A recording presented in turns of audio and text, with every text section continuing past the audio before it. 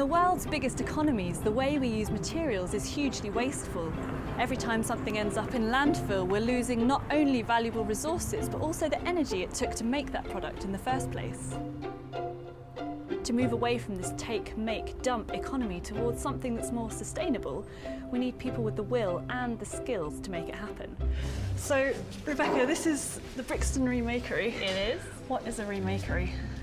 It's a kind of unique concept that we've come up with, which is a space for making things out of waste materials, creating a load of workshops so that people can reuse and make new things out of any materials, so whether it's carpentry, bikes, IT, metalwork. But also we are using remake in its kind of broader sense, remaking people, so teaching them new skills and helping them change their life for the better.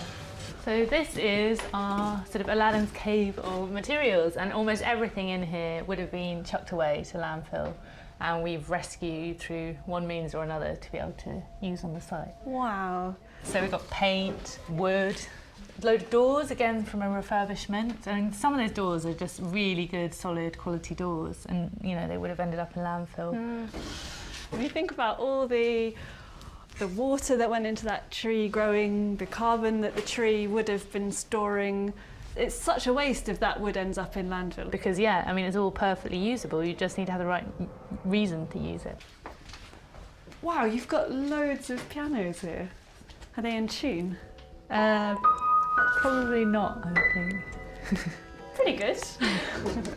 The Remakery aims to create a series of workshops where people can work with metal, wood, fabric and electronics. We hope to reuse about 200 tonnes of material a year here.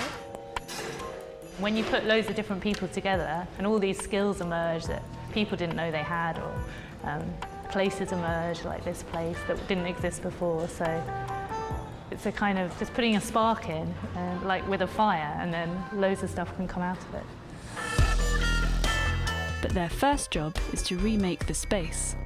The UK construction and demolition industries create 120 million tonnes of waste every year, much of which could be reused. I've definitely never used one of these before. Even a water-damaged gym floor, once destined for a skip, can find new life as wall cladding. Part of the ethos here is to make the most not only of neglected materials, but also neglected people. I was homeless and stuff before I found out about this project, and all my tools were stolen, and I was really, you know, down on my luck. My normal sort of life would be sort of, you know, maybe go down in the shops, get a beer in the morning and hang about in a park and then meet up with like-minded people, and, you know, the rest of the day is not going to go well, you know. But, you know, here things are very different, you know, and I go home at night and I get in the bath and I feel like I've really accomplished something, you know, and I've done something constructive. With all these different things going on, it's a massive job to coordinate everyone.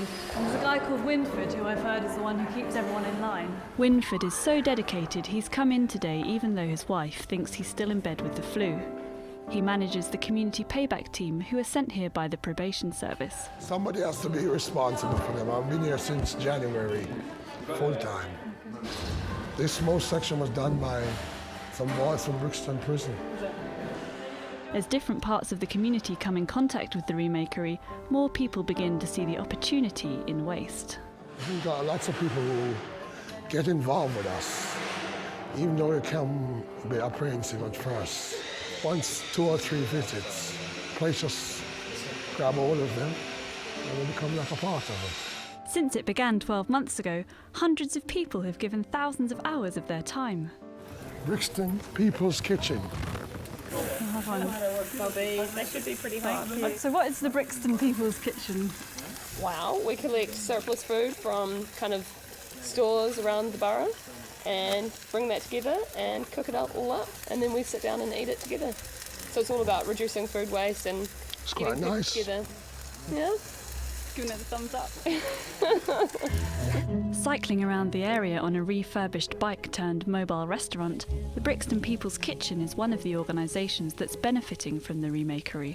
It's a really good partnership. The bikes were built here at the Remakery, and of course both projects use the ethos of recycling and using waste. So We don't have all the recycled materials at our disposal, but that's exactly what the Remakery does have. So it's just been totally awesome to have that come together.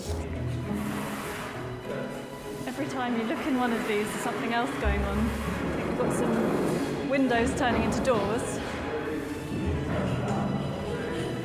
The Remakery has been kick-started with grant funding, but soon people like Nicola will pay monthly to use the space, and the Remakery will be run as a social business.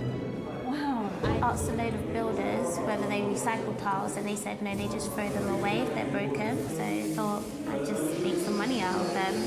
So you get the tiles, break them up, and then I'm left with something like this, which I paint, and then smooth it out to make this. Oh, look at that. I sell these ones for £5, this one for £10. My workshop was my front room, so I definitely will be using this space. I hope to change people's perceptions of how they view products. You're actually making money out of rubbish, really, kind of thing. And in this economic climate, it's not such a bad idea. From bike repair to textile upcycling to furniture refurbishing, around 100 small businesses hope to use these workshops.